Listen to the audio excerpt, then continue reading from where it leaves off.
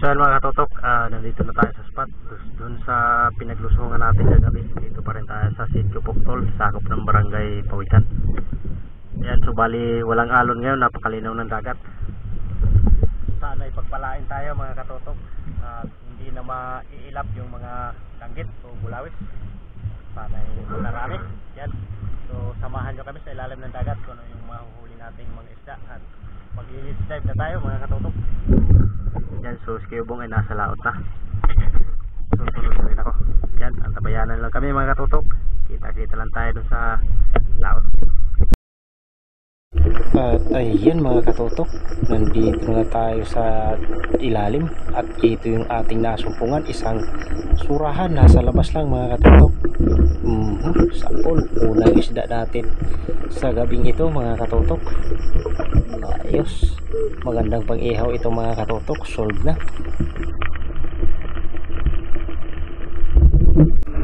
At ito, dive ulit tayo mga katotok at nakakita tayo ng isang silay. Malapad-lapad na, nasa 400 grams na ito mga katotok. Ayos, at nakapangalawang isda na tayo mga katotok. Solve na rin ito. Maganda-gandang pambenta na ito mga katotok. Ayos.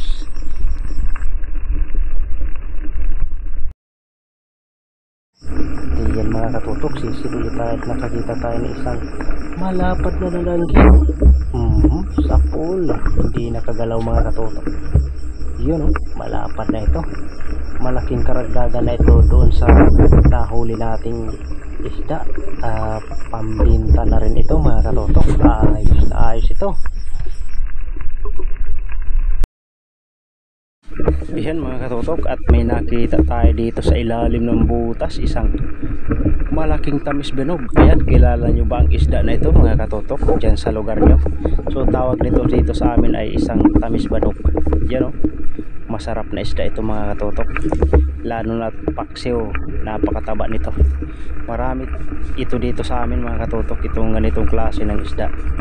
So ayos, at napakalaki nito, mahigit 1 kilo ito mga katotok. Ayos, pang ulam na, paborito ko talaga dito sa luto ay paksiw. Ayos, solve na mga katotok.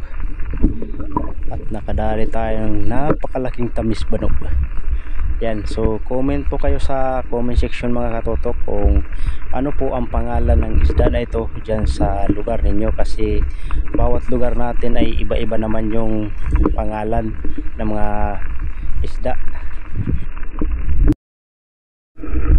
At ayan po mga katotok, sa pagsisid ulit natin ay kakita tayo sa malapad na langgit.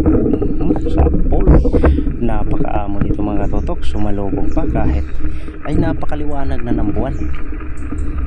Ayos, solve na ito mga katotok. Malaking karagdagan na rin ito. Ayos.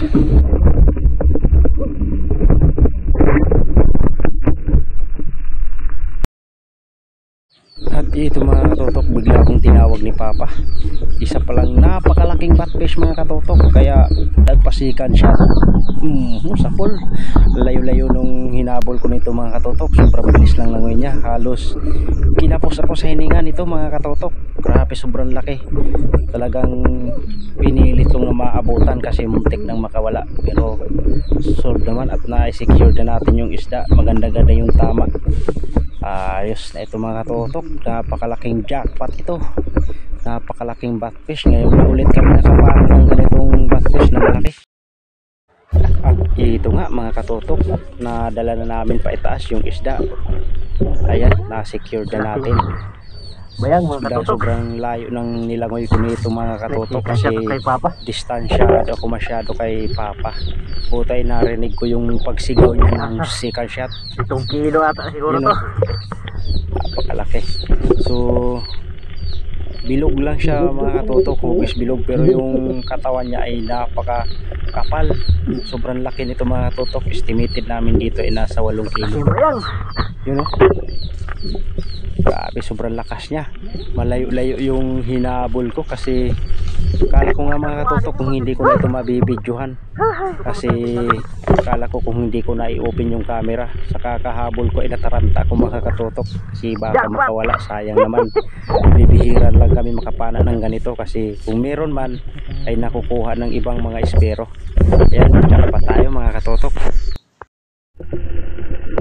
Ayan mga katotok, sisid ulit tayo, nakakita tayo isang malapad na danggit. Yun, sapol. Yan, so maamo na sila ngayon mga katotok. Gawa ng yung nakikita natin ay paisa-isa na lang. Di katulad nung kagabi na ang iilap ng mga isda mga katotok dahil sobrang liwanag. Buti ngayon ay hindi na masyado kasi sa lipod na kung tawagin sa amin. At ito, sisid ulit tayo. Ito ating nasumpungan ulit, isang danggit. Dalawang piraso ito mga katotok, kaso di ko na binidyohan yung isa. Buwan ng maliit, di ko na rin po pinana mga katotok. Ito na lang dahil malapad-lapad na. Ayos, tsaka talaga ito mga katotok ngayong pagdilim ng buwan ay napakaraming danggit. At ito, may danggit na maliit. Pas tayo dyan mga katotok. Dito tayo sa malaki-laki. Yun o, talagbago. Ganda ng sandal. Ganda ng pakasandal niya sa bato mga katotok. At so ito, dito na kami dumaan mga katotok sa mandang mababaw gawa ng baliwarag na yung buwan. At ito nga mga katotok, dahil maliwanag na yung buwan, meron tayong nadakmang kulambutan. Ito pa naman yung kulambutan mga katotok na lumalaki. Masyado na umaabot ng hanggang 8 kilo, 6 na kilo. Taga-bato kung tawagin sa amin, kaya pakawalan na natin mga katotok para sa susunod na taglamig, amihan yung hangin ay malaki na siya. Yan o, babaeng kulambutan yan mga katotok, kaso maliit pa. At ito mga katotok ang hindi natin papakawalan dahil mahigit 1 kilo na itong kulambutan na ito mga katotok. Yun o, sapol, hindi nakalabas ng tinta. Itong klaseng kulambutan mga katotok ay hindi ito lumalaki, talagang good size na sa kanila itong 1 kilo mahigit. Hindi na ito umaabot ng 2 kilo. Talagang maliliit lang talaga ito sila mga katotok. Sniper kung tawagin ito sa amin o taga-munbon ang klase. At ito mga katotok, danggit ulit. Yun o, ang ilap. Buti tinamaan natin mga katotok. Mailap na sila. Sumasalo na sa ilaw ng flashlight gawa ng maliwanag na yung buwan mga katotok. Ayos, madagdagan yung pang binta nating danggit. So na madagdagan pa ito doon sa unahan mga katotok. At ito mga katotok, malapit na kami sa kubo. Sa aming tinatambayan ay nakakita pa rin tayo ng isang surahan mga katotok. Yun o, sapol, hindi nakagalaw mga katotok. Ito yung surahan na lumalaki rin ito mga katotok, pero di katulad ng isang surahan na masarap iihaw. Ito ay maganda sa luto dito mga katotok, ay pampaksiw lang talaga ito. Masarap ito mga katotok. Tayo yan mga katotok, nung pag-iinig na kami sa harap ng aming kubo ay nagpahabol pa mga katotok, isang kulambutan mahigit 1 kilo. Sapul ka ngayon. Yan, no, pagilid na tayo nakadali pa rin tayo ng isang kulambutan. Yan, so bali palipas na yung kulambutan dito sa amin mga katotok, kaya yung mga nagpapahuli ganito na lang, mga ganitong klaseng kulambutan tinatawag namin taga-munbon. Yung malalaki ay wala na, hindi na nagpapahuli dito sa amin kasi Abril na kasi ngayon mga katotok. At ayun nga mga katotok, nandito na kami sa gilid. Yan, so maglalakad lang kami ng kaunti papunta doon sa kubo. Yan, at ito may nakita kami isang shell mga katotok. Ewan ko kung ano ito, maraming nadadagsa dito sa amin. Yan, so mga katotok, doon na natin silipin yung mga huli namin pagdating namin sa kubo. At ito mga katotok, nandito na tayo sa kubo. At ito yung batfish na pinagtulungan namin ni Papa. Sobrang laki, sakto talaga itong pasanin pa uwi. At ito rin yung huli ko mga katotok. Yun o, yan. At nakadali tayo ng 2 kulambutan, isang malaking tamis banog yung kulay green, at isang tabugok mga katotok. Kaso hindi na natin nakakuha ng video yan, yung tabugok. Yan o, sobrang laki nito. Yun o, mahigit 1 kilo yan mga katotok, masarap yan. At ito yung mga danggit na napana natin, ang lalapad. Ayan o, yan mga katotok.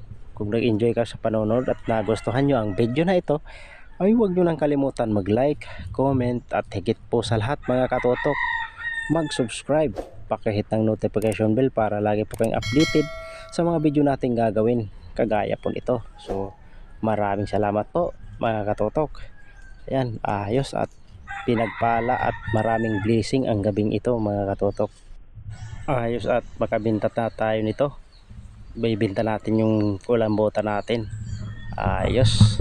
Thank you for watching po mga katutok. Hanggang sa muli.